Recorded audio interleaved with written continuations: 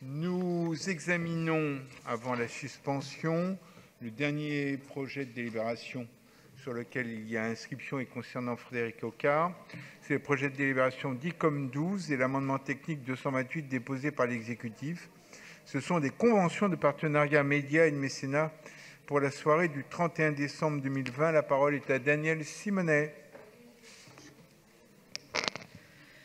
Oui, je serai rapide parce que nous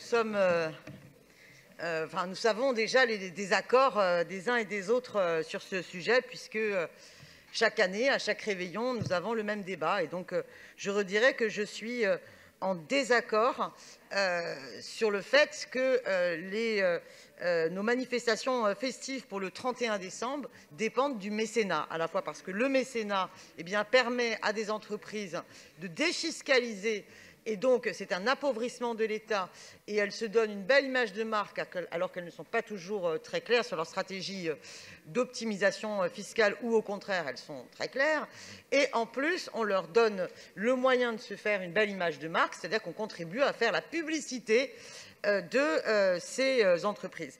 Et là, de qui s'agit-il cette année? C'est la BNP. Le mécénat financier est à hauteur de 56 000 €. Alors, l'année d'avant, il me semble que c'était Nutella, voilà, et donc on avait trouvé que Nutella, c'était pas terrible quand même en termes d'écologie sur toutes les problématiques d'huile de palme.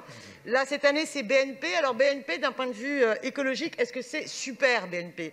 Je me souviens que la maire de Paris s'était opposée au fait que Total puisse être sponsor pour les Jeux Olympiques, parce que Total est un des plus gros pollueurs de la planète. Bon, finalement, elle s'était ravisée dernièrement, puisqu'elle avait accepté que Total reprenne la gestion des bornes Autolib. Bon, donc visiblement, c'est à géométrie variable.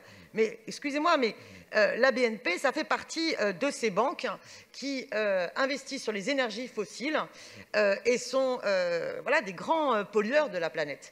Et hélas, d'ailleurs, on voit bien à ce moment-là que la finance verte est un leurre complet, d'où le fait qu'avec d'autres élus, je m'oppose chaque année aux subventions à Paris Europlace, parce que la finance verte, c'est comme le capitalisme vert. Le problème, ce n'est pas la couleur, c'est que c'est une illusion complète. Et que depuis qu'on parle d'ailleurs de finance verte, les banques ont toujours continué à investir de plus en plus dans les énergies fossiles. Voilà, donc je ne serai pas plus longue, mais je vote contre cette délibération, et je trouve qu'il y a une énorme hypocrisie de la ville à se prétendre écologique, engagée contre ces logiques-là, et puis finalement chercher à bénéficier de ces entreprises, de ces banques, et de les valoriser de fait par la communication que permet ce mécénat et cette manifestation, ce qui va totalement à l'encontre de votre discours sur l'écologie. Je vous remercie. Merci beaucoup Daniel Simonet. Je donne la parole à Sylvain Réfaud, qui doit être en salle des fêtes. Merci monsieur le maire, c'est bien le cas. Alors je voudrais rassurer Frédéric Ocard, nous voterons pour cette délibération, tant nous avons besoin de célébrer la fin de cette année 2020 si particulière, et le dispositif proposé est très sympathique. Je voulais simplement attirer l'attention de notre Assemblée sur le mécénat de cette opération, assurée par BNP Paribas à hauteur de 56 000 €, montant augmenté suite à un amendement technique de l'exécutif. Je veux rappeler ici que BNP Paribas a été malheureusement distingué par Oxfam comme étant la banque française qui consacre le plus d'investissements aux énergies fossiles, à hauteur de 12,8 milliards € entre 2016 et 2017, 4 fois de plus que pour les énergies renouvelables. Après les illuminations des Champs-Élysées financées par l'huile de palme et la déforestation des Ferrero Rocher, il est temps que notre collectivité remette à jour sa charte du mécénat pour la mettre en cohérence avec ses engagements très forts pour la biodiversité et contre le changement climatique. Merci beaucoup Sylvain Réfaud. La parole est à Frédéric Ocard pour répondre. Merci monsieur le maire, merci aux intervenants. Écoutez, Madame Simonet, j'aurais tout essayé sur les partenariats. J'ai fait la première année Monoprix, donc la distribution française de supermarchés. L'année d'après, je me suis un peu diversifié. J'ai été voir Dior, donc on était dans le luxe français. Maintenant, une banque française, visiblement, aucun de ces soutiens, de ces mécénats ne vous acquiert. Il faudrait à un moment donné me dire lesquels on peut avoir en termes de soutien, sachant que ces soutiens-là, que ce soit la BNP, Dior ou Monoprix, sont des soutiens réguliers dans le domaine des arts et de la culture, dans le domaine de l'événementiel et dans le domaine des festivités.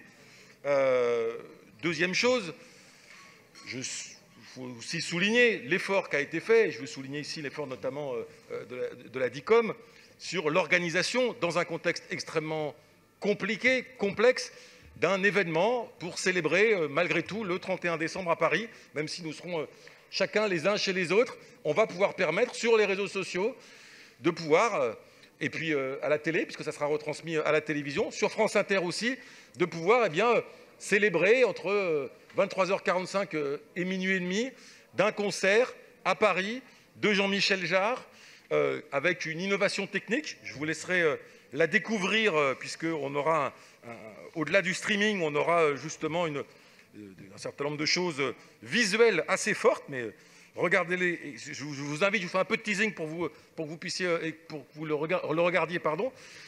Et donc, de ce point de vue-là, oui, on cherche par rapport à ça des soutiens financiers, du sponsoring, ce qui permet aussi d'économiser l'argent public. Je rappelle que, comme chaque année, cet argent est réinvesti dans un appel à projet que nous réalisons justement sur les questions de l'animation de la vie nocturne. Ça sera de nouveau le cas cette année.